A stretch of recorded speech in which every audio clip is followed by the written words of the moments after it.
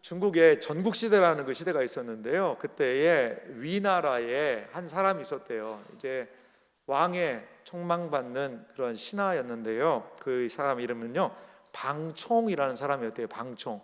성이 방씨인지는 모르겠어요. 우리 교회도 방씨들이 좀 계시는데요. 참 충성스러워요. 누가요? 방총이요. 이 방총이라는 사람이 매우 충성스러운 사람이었는데 어느 날 임금님과 이러한 이야기를 하게 되었다고 그럽니다. 방총이 임금님한테 이런 얘기를 했대요. 전하, 한 사람이 시장에 호랑이가 나타났다라고 이야기하면 전하 믿으시겠습니까? 하고 얘기를 했어요. 그래서 임금이 하는 얘기입니다. 왕이 뭐라고 얘기하냐면, 아니 시장에 어떻게 호랑이가 나타나냐? 호랑이는 어디에 나타나죠? 산에 나타나잖아요. 산 속에 있어요. 호랑이가 시장에 나타날 리 만무하다. 그거 어떻게 믿겠냐? 그런데 방총이 다시 웃으면서 말합니다. 그러면 두 사람이 시장에 호랑이가 나타났다라고 그러면 왕이시여 믿으시겠습니까? 그러면 두 사람이 얘기니까 뭐 혹시 그럴 수도 있겠네 라고 얘기를 했다는 거죠. 그 다음에 이 방총이 이야기합니다. 만약에 세 사람이 시장에 호랑이가 나타났다라고 말한다면 왕이시여 믿으시겠습니까? 라고 얘기를 했더니요, 왕이 이야기를 했대요. 그 정도면 믿을 것 같은데? 라고 얘기했다라는 거죠. 여러분, 이것은 무엇을 얘기하는 걸까요? 물론 시장에 호랑이가 나타났을까요? 안 나타났을까요? 안 나타났죠. 어떻게 시장에 호랑이가 돌아다니겠어요? 시장에 호랑이가 나타난 건 아닙니다. 하지만 같은 말을 반복하면 사람들은 거짓도 진실처럼 믿게 되는 그런 부분이 있는 것 같아요. 그래서 여기에서 나온 말이 뭐냐? 삼인성호라는 말이라고 그래요. 삼인성호.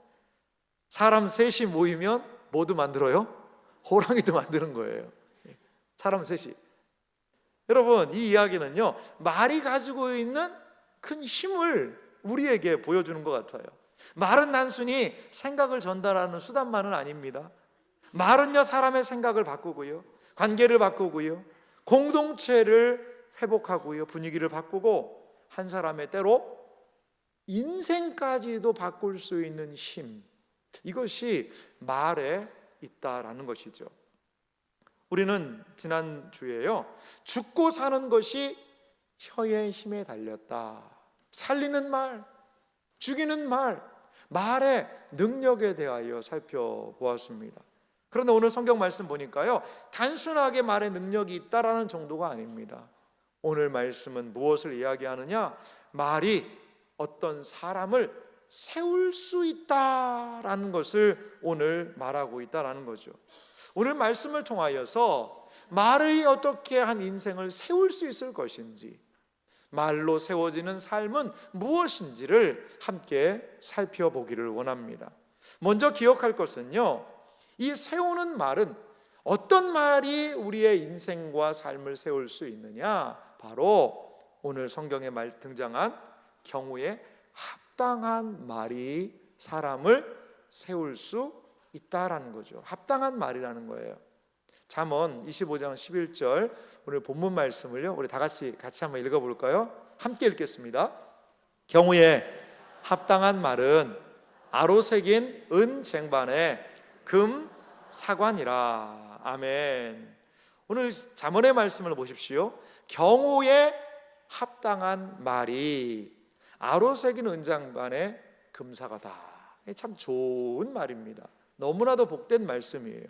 그런데 여기 경우에 합당한 말이 무슨 뜻이 있을까요?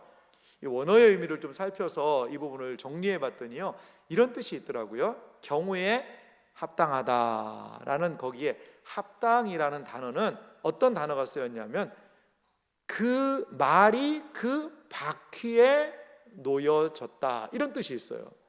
합당하다라는 뜻이 뭐냐면 바퀴라는 단어가 쓰였어요. 오판이라는 이런 바퀴라는 단어가 거기에 쓰여 있던데, 이 말이 무슨 말이죠? 말이 그 바퀴에 놓여졌다. 자리에 놓였다, 위치에 놓였다라는 뜻이죠. 보십시오, 여러분. 수레가 있어요. 수레. 고대 사회에 수레 같은 게 끄는 수레가 있었을 거 아니에요. 거기에 바퀴가 상황에 맞게 착착착착착착 돌아가면 그 수레는 목적지로요 편안하게 갈 수 있는 것 아니겠어요? 그렇습니다. 이 말의 의미는 경우에 합당한 말이라는 뜻은 어떤 의미죠? 적절한 때에 적절하게 하는 말, 적절한 때에 적절하게 하는 말이 바로 경우에 합당한 말이라는 거죠. 트럼프 롱맨이라는 주석학자는 이 경우에 합당한 말을 이렇게도 번역을 해놨더라고요. 해설을 해놨는데, 타이밍과 내용이 완벽하게 조화를 이루는 말이라는 거죠. 그 타이밍에 그 말이 딱 어울린다라는 거죠. 그리고 그 타이밍하고 내용이 정확하게 조화를 이룬 말이 바로 경우에 합당한 말이다라고 성경에 이야기를 합니다. 여러분, 우리도 그럴 때 있잖아요. 사람들하고 만나서 대화를 막 나눠요.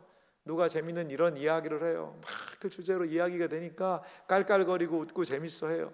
나도 막 말을 하고 싶은 거예요. 말을 해서 내 말이 막 여기 목구멍까지 올라와 있는데 기회가 없는 거예요. 기회가. 이 사람이 계속 말을 하니까 이게 틈을 삐짓고 들어가서 나도 그 말 한번 해야 되는데, 그렇게 해서 하려고 하다가 숨 쉬다가 다른 사람이 확 받아서 낚아챘단 말이에요.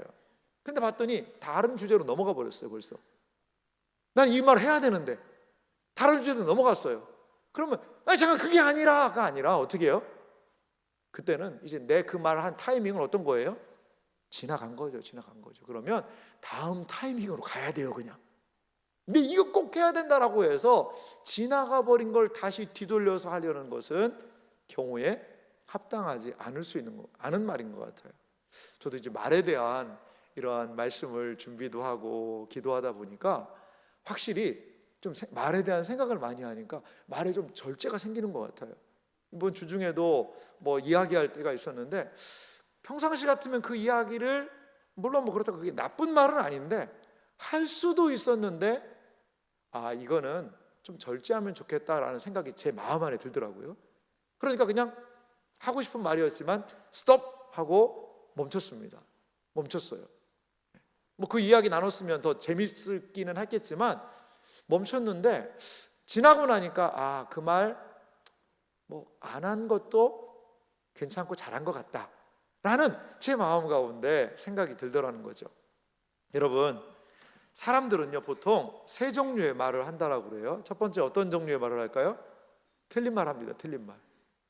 저거 아니에요. 사실 아니에요. 틀린 걸 얘기하는 사람이 있어요. 그리고 어떤 말을 합니까? 옳은 말을 해요. 그 사람요 정확한 사람이에요. 항상 틀린 말 안 해요. 틀린 말은 안 하는데 그 사람하고 얘기하면요 기분이 좀 나빠요. 틀린 말 아니거든요. 근데 항상 뭔가 기분이 좀 안 좋아요. 그런 사람이 혹시 있습니까? 근데 오늘 성경이 말하는 세 번째 말의 종류가 있는데, 그것은 무슨 말이냐? 합당한 말이라는 거죠. 합당한 말. 여러분, 틀린 말 하면 안 됩니다. 이건 잘못된 거예요. 거짓말하면 안 됩니다. 틀린 말 하면 안 돼요. 근데요, 옳은 말 하는 게 중요한데 옳은 말에만 머물러 있어서는 안 된다라는 거죠. 그 말이 과연 합당한 말인가, 때에 맞는 말인가, 내용에 맞는 말인가를 기억하자라는 것이죠. 오늘 성경 말씀에 기록하고 있는 경우에 합당한 말의 반대적인, 경우에 맞지 않는 말을 한 사람들이 있어요. 제가 성경에서 그분들을 좀 소개하려고 그래요. 자, 바로 이분들입니다. 욥기에 등장하는 욥의 세 친구들인데요. 이분들 말 너무 잘합니다. 말 너무 잘하는데 여러분, 욥의 상황을 생각할 때 이분들의 말이 과연 합당한가를 생각해 볼 필요가 있는 것 같아요. 욥은 어떤 상황을 만나게 되었죠?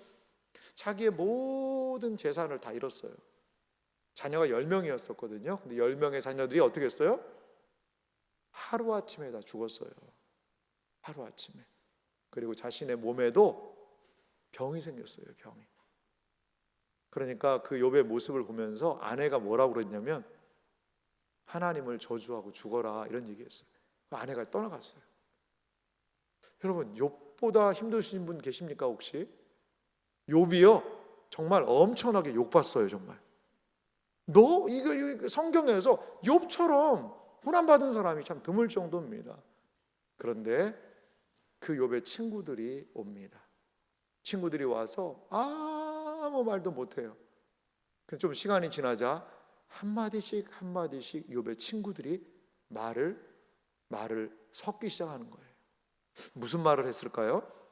엘리바스라는 친구가 이렇게 얘기하는 거예요. 욥기 4장이면 욥기의 초반부 아닙니까? 이렇게 얘기해요. 생각하여 보라. 죄 없이 망한 자가 누구인가? 정직한 자의 끊어짐이 어디 있는가? 내가 보건대 악을 밭갈고 독을 뿌리는 자는 그대로 거두나니. 욥기 4장 7절에서 8절에 있는 말씀이에요. 여러분, 엘리바스가 한 말이 뭐죠? 욥, 너의 고난이 너무 안타깝긴 한데 너 왜 이렇게 고난받는지 아니? 그것은 바로 죄가 있기 때문이라는 거죠. 죄 없이 망한 자가 어디 있겠냐는 거죠. 죄를 저질렀으니까 그것 때문에 지금 너한테 어려움이 온 게 아니겠니? 악을 밭갈고 독을 뿌렸으니까 그걸 거두는 거 아니겠어? 욥에게 엘리바스가 이렇게 얘기하는 거죠. 일반론적이죠. 물론 이 세상에서 잘못했으니까 그 잘못의 대가를, 죄 지으면 죄 대가를 받아야죠. 감옥에 가기도 하고 벌금을 내기도 하고 무엇인가 그 잘못한 것에 대한 대가를 치르는 것은 이 세상의 인지상정 아니겠습니까? 그런 측면에서 맞을 수도 있어요. 그런데 지금 이런 말이 욥의 상황에 적합할까요? 빌닷의 말을 한번 보실래요?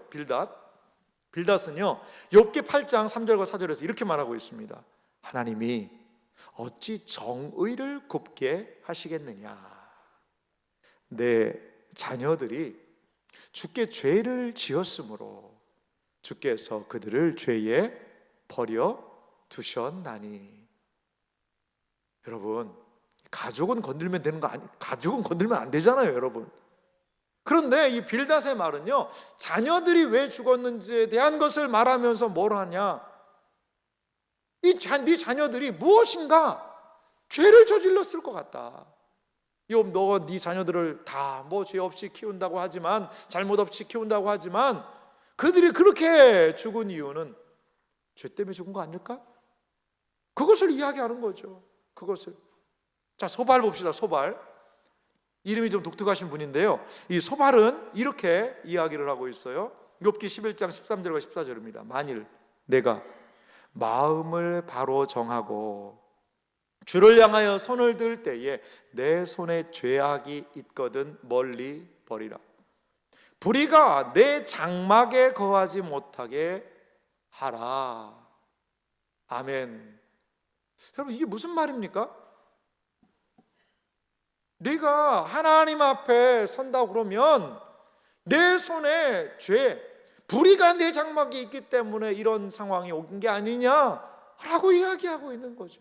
무엇인가 욥 안에 은밀한 죄를 저지르고, 그랬기 때문에 너의 재산이 다 날아가고 너가 병이 들고 내 자녀들이 죽고, 이러한 것들이 모두 뭐라는 거죠? 죄의 결과들 아니겠어? 친구들은 이렇게 말합니다. 그들은요, 어떻게 보면 일반론적인 부분에서 옳은 말일 수 있습니다. 하지만요, 상처받은 욥의 마음을 헤아리지 못하는 말이에요. 지금 욥에게 필요한 것은 죄를 찾아내는 말이 아니었습니다. 그 욥에게 필요한 것은 함께 울어주는 친구가 필요한 게 아닐까요? 필요한 것은 설명이 아니라 그 지금 죄악의 이 징벌의 이 어려움의 문제의 원인을 분석하는 것이 아니라 위로 아니었을까요? 필요한 것은 정답이 아니라 공감이었다라는 거죠.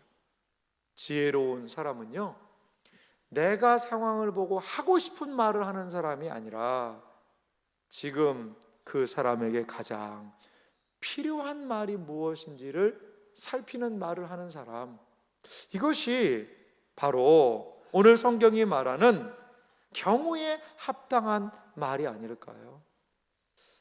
사랑하는 성도 여러분, 우리는 그럼 어떻게 얘기해야 될까요? 사랑의 말하기가 있으면 좋겠어요. 제가 한 지체를 만나서 이야기 나누다가 참 힘든 이야기를 한번 들은 적이 있어요. 이 지체가 혼자 지내고 있는 지체였는데 형제였습니다. 그런데 이런 얘기를 하는 거예요. 자기가 참 목사님 상처가 있대요. 뭐가 상처예요? 물어봤더니 자기가 한 교회에서 열심히 우리 가족이 섬겼대요. 근데 그러다가 어느 날 갑자기 아버지께서 돌아가셨다라는 거예요. 그래서 정말 슬픔이 있었지만 장례를 잘 마쳤대요. 자기 어머니와 그리고 형, 자기가 이 가족이 열심히 그곳에서 신앙생활을 하고 있는데 사람들의 수군거리는 소리가 들리는 거예요. 저 집안이 무슨 죄를 저지른 것 같다. 저 집안에 저런 어려움이 있는 걸 보니까 분명히 하나님한테, 하나님이 교회에서는 잘 섬겼을지 몰라도 죄를 지은 거 아니냐 라는 이야기가 들리더라는 거죠. 이 남겨진 가족에게 그것이 너무나 큰 상처가 되어서 형은 형대로, 자기는 자기대로, 어머니는 어머니대로 뿔뿔이 흩어지게 되었다라는 그런 이야기를 하더라는 거죠. 사랑하는 성도 여러분, 어떻게 말해야 할까요? 경우에 합당한 말의 가장 중요한 원리는 그 안에 사랑을 담아서 말하는 것, 이것 같아요. 에베소서 4장 15절 말씀을 우리 다 같이 읽어볼까요? 함께 같이 읽겠습니다.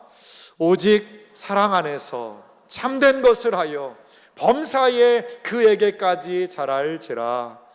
그는 머리니 곧 그리스도라. 아멘. 사랑하는 성도 여러분, 그렇습니다. 오직 무엇 안에? 사랑 안에서 참된 것을 말할 수 있는 경우에 합당한 말, 그리고 또한 영혼을 살리는 말, 그리고 내가 하고 싶은 말이 아니라 그 사람에게 필요한 말을 할 수 있는 경우에 합당한 말을 하는 우리들이 되기를 주님의 이름으로 축원합니다. 그렇습니다. 이렇게 세우는 말은 경우에 합당한 말이 한 인생을 세울 수가 있어요.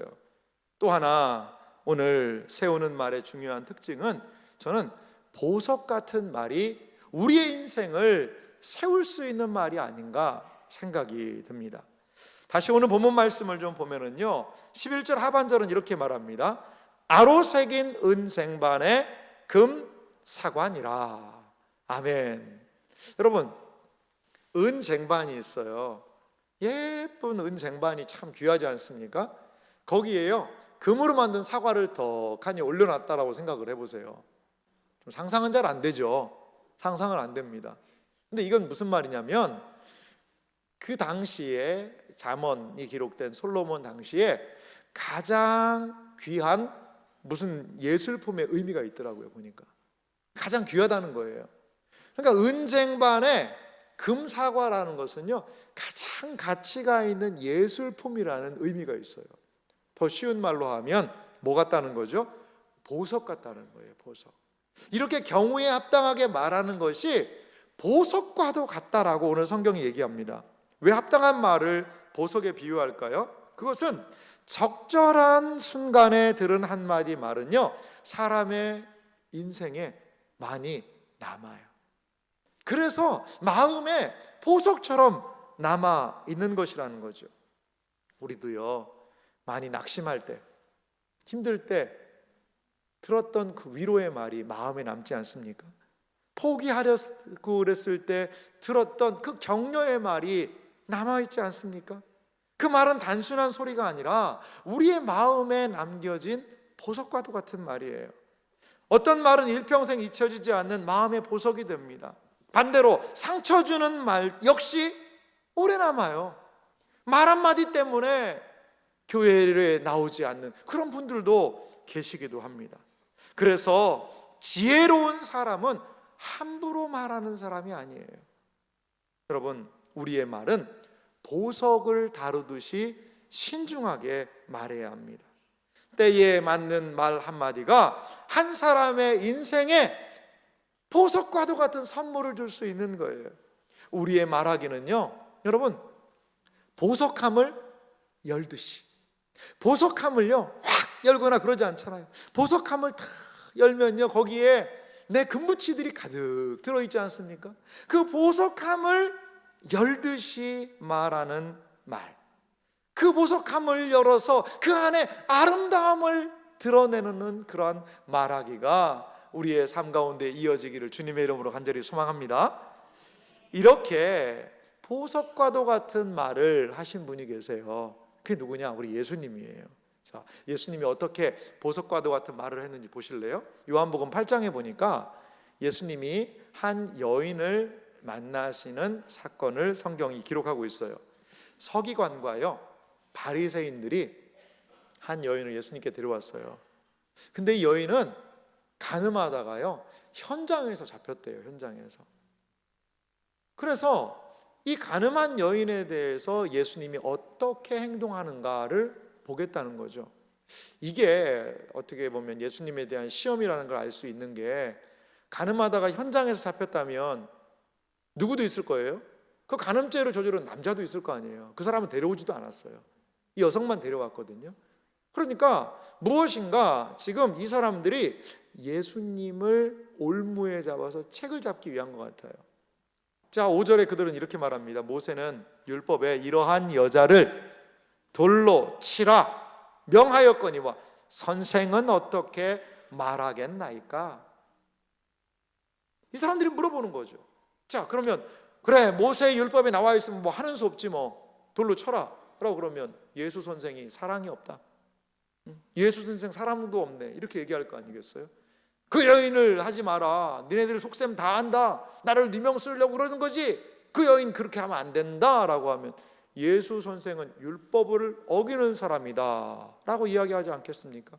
이러지도 저러지도 못하는 그러한 상황에 놓여 있습니다. 그러자 예수님이요 땅에 글씨를 이렇게 쓰시더니 한마디를 하시는 거예요. 그들이 묻기를 맞이 아니하는지라. 이에 일어나 이르시되 너희 중에 죄 없는 자가 먼저 돌로 치라 하시고. 아멘. 예수님께서 이 말씀을 하신 이유는 뭘까요? 이 말씀은 단순히 여인을 위한 말씀만은 아니었어요. 정죄하던 사람들의 마음을 향한 말씀이었습니다. 예수님은 그들의 위선을 드러내신 것이지요. 모두가 죄인이라는 사실을 자각하게 하신 겁니다.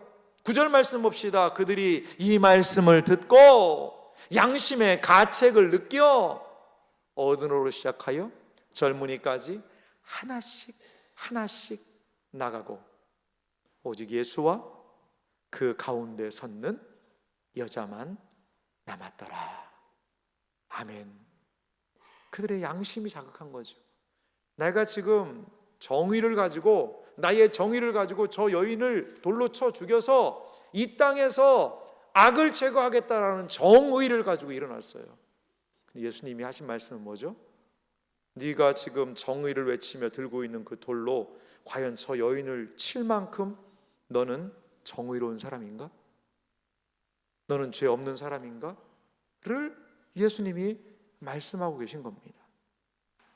11절에 예수님께서 매우 놀라운 말씀을 이 여인에게 하십니다. 11절 말씀 다 같이 읽어보겠습니다. 대답하되 주여 없나이다. 예수께서 이르시되 나도 너를 정죄하지 아니하노니 가서 다시는 죄를 범하지 말라 하시니라. 아멘. 예수님의 이 말씀 보면요 놀라운 균형을 발견할 수가 있습니다. 예수님은 죄를 죄가 아니다 라고 말씀하신 게 아니에요. 다시는 죄를 범하지 말라 라고 이야기하시면서 분명히 죄를 말씀하십니다. 그러나 정죄부터 하지 않으세요. 먼저 회복을 주십니다. 먼저 은혜를 베푸십니다. 먼저 살려주시는 거죠. 예수님의 말씀은 단순히 그날 그 여인의 목숨을 단순하게 살려준 말이 아니었습니다. 이 여인의 남은 인생을 살린 말씀이었다는 사실을 여러분 기억하시기 바랍니다. 이것이 바로 경우에 합당한 말입니다. 합당한 말은 단순히 맞는 말이 아니에요. 상대방에게 가장 필요한 순간에 가장 사랑을 가지고 전달해 줄 수 있는 말, 이것이 경우에 합당한 말이라는 거죠. 이 여인에게는요 수치심이 있었을 것 같아요. 이 여인에게는 죄책감도 있고요, 그리고 사람들의 정죄, 그리고 이제 나는 죽는구나라는 죽음의 공포가 깃들어 있었을 거예요. 하지만 예수님은 이 여인을 살리십니다. 모든 절망에서 보석과 같은 살리는 말씀으로 이 여인에게 말씀하신 것이지요. 정죄가 필요한 자리에서 정죄를 말하는 것이 아니라 회복이 필요한 자리에서 회복을 말씀하고 있다라는 것입니다. 여러분, 하고 싶은 말 많지요? 할 말 많지요? 하지만 그것이 다 사람을 살리고 보석 같은 말이 될 수는 없는 것 같아요.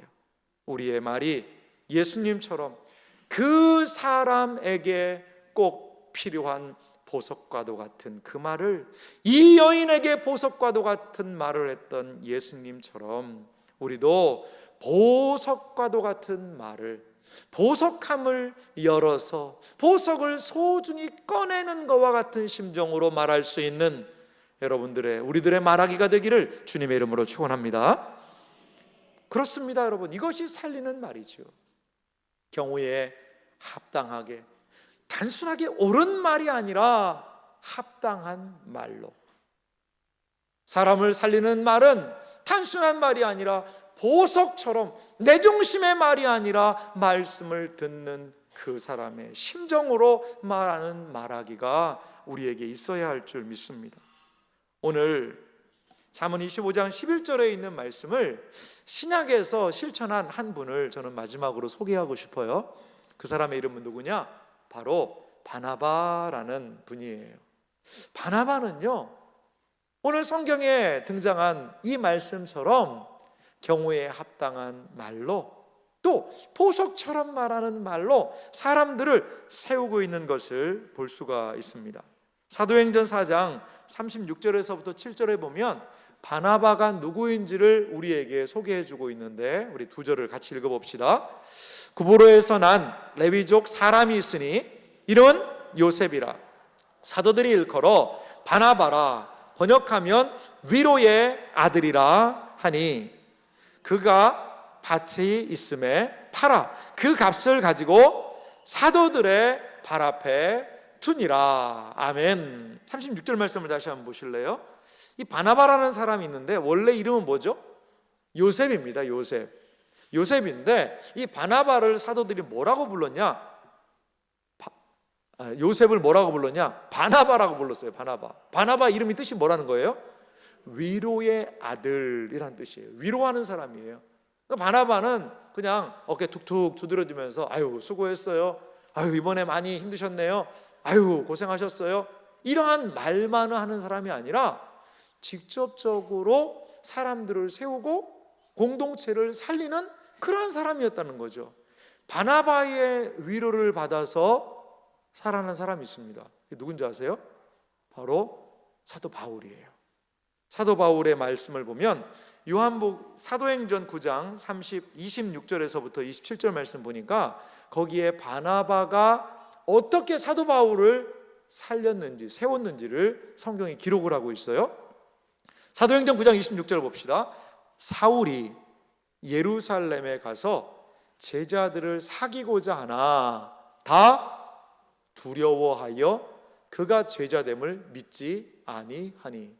여러분, 이게 어떤 상황이죠? 사도행전 9장에 사도 바울입니다. 바울이요, 다메섹 도상에서 예수님을 만나고 그리고 다메섹에 들어가서요 복음을 전합니다. 이제 예수님을, 사울이 어떤 사람이었죠? 박해하던 사람이었어요.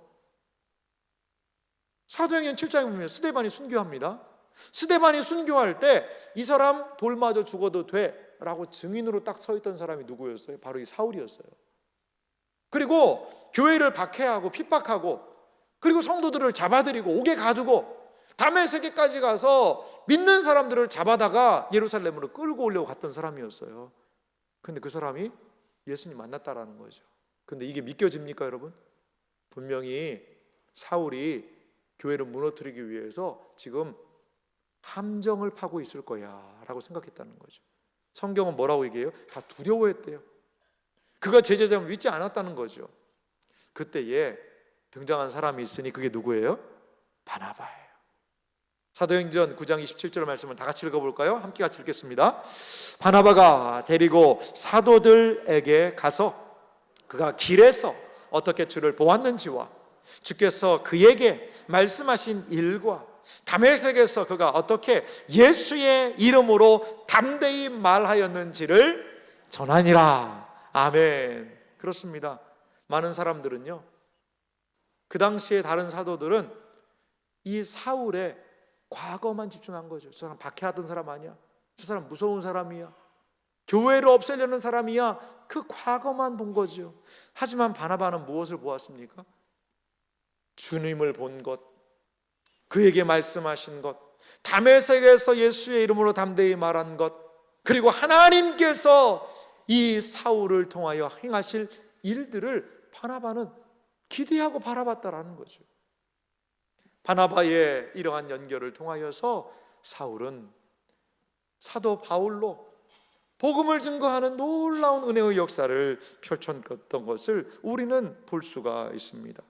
많은 사람들은 사울의 과거에만 집중을 했어요. 하지만 바나바 이 사람은, 그 위로의 사람은 믿음을 가지고 사울의 미래를 바라보았다라는 거죠. 사랑하는 성도 여러분, 우리 교회 안에 많은 새가족분들이 요즘에 오고 계세요. 얼마나 감사한 일인지 몰라요. 여러분, 교회에 1년 신앙생활하고 2년 신앙생활하고 얼마나 귀하고 복됩니까? 그런데 아직 미숙할 수 있어요. 연약할 수 있어요. 우리에게 주신 은혜가 있다면 기다려줘야 되는 것 같아요. 그들의 현재의 부족함만을 보는 것이 아니라 그들을 통하여 하나님이 행하실 앞으로의 일들을 기대하고 소망할 수 있는 모든 분들이 되시기를 간절히 소망합니다. 함께 세워져 가는 거예요. 과거가 아니라, 현재의 부족함만이 아니라 하나님이 바꾸고 세우시고 온전하게 하실 그 놀라운 은혜의 미래를 기억하며 믿음으로 말할 수 있는 여러분들 되시기를 간절히 소망합니다. 바나바가 보인 또 다른 위로가 있는데, 그것은 마가라는 사람에게 분명하게 드러난 것을 볼 수 있어요. 이 마가 요한이라고도 하는데요, 이분은 바로 마가복음을 기록한 사람인데요, 그분이 바나바와 연결이 되어 있어요. 자, 마가를 향한 바나바의 위로의 사역을 한번 좀 살펴보면요, 이 마가라는 사람이 좀 젊은 사람이었던 것 같아요. 그런데 사도 바울과 바나바 일행과 선교팀의 1차 전도 여행에 합류를 합니다. 1차 전도 여행이에요. 그런데 도중 하차하고 말아요. 사도행전 13장 13절에 보니까요, 이런 말씀이 있어요. 바울과 및 동행하는 사람들이 바보에서 배 타고 밤빌리아에 있는 버가에 이르니 요한은 그들에게서 떠나 예루살렘으로 돌아가고. 이 요한이 누굽니까? 마가 요한이에요. 마가 요한. 아마 마음에 힘듦이 있었는지 무슨 문제가 있었는지 그냥 마가 요한이요, 휙 하고 선교팀을 이탈해서 예루살렘으로 돌아가 버렸다는 거죠. 자, 근데요, 2차 전도 여행을 또 바나바와 바울이 가게 되었는데, 근데 그때 또 이게 문제가 됩니다. 사도행전 15장 37절과 8절 말씀 보니까요, 바나바는 마가라 하는 요한도 데리고 가자 하나 바울은 밤빌리아에서 자기들을 떠나 함께 일하러 가지 아니한 자를 데리고 가는 것이 옳지 않다 하여 바나바하고요 사도 바울하고의 다툼이 일어나요. 누구 때문에? 마가 요한 때문에. 그래서 바나바는 마가 요한을 데리고 구브로로 가게 되었다라는 성경의 말씀이 기록되어 있습니다. 아마도 바나바는요 마가 요한을요 잘 양육하고 세우고 권면했던 것 같아요. 그런데 나중에 사도 바울이 이 마가 요한에 대해서 뭐라고 말씀하는 줄 아세요? 디모데후서 4장 11절 말씀 다 같이 한번 읽어보겠습니다. 같이 읽습니다. 누가만 나와 함께 있느니라 내가 올 때에 마가를 데리고 오라. 그가 나의 일에 유익하니라. 아멘. 바울이 뭐 어떻게 했어요? 볼 때 마가 안 돼. 마가 안 돼. 너무 막 나가. 안 돼. 마가는 안 돼. 라고 생각을 했지만 누가요? 바나바는 마가를 포기하지 않은 거죠. 나중에 사도 바울이 보니까 어때요? 마가가요 성장했어요. 인격이 성숙하고 말이 성숙하고 그의 삶에 성장하고 성숙한 모습을 발견하게 되어서 사도 바울이 말합니다. 디모데후서면요 가장 마지막에 쓴 편지 아닙니까? 그 편지에 마가가 나의 일에 유익하니라 라고 이야기하고 있다는 거죠. 오늘도 우리 주변에 마가가 필요한 사람들이, 이 바나바와 같은 사람이 필요한 사람이 너무나 많지 않을까요? 우리의 가족에게 바나바와 같은 위로의 말이 필요하지 않을까요? 우리의 자녀들에게, 우리의 부모님들에게, 우리의 남편과 아내에게 바나바와 같이 인내해주고 위로해주며 권면하고 세우는 말이 필요하지 않을까요? 사람을 세우는 말은 무엇입니까? 너 안 돼. 너 안 돼. 뭔가 좀 잘하면 그냥 아유 너무 잘했다 칭찬이 아니라 해가 서쪽에서 뜨겠네. 여러분 그러면 얼마나 아이들이 힘이 들까요?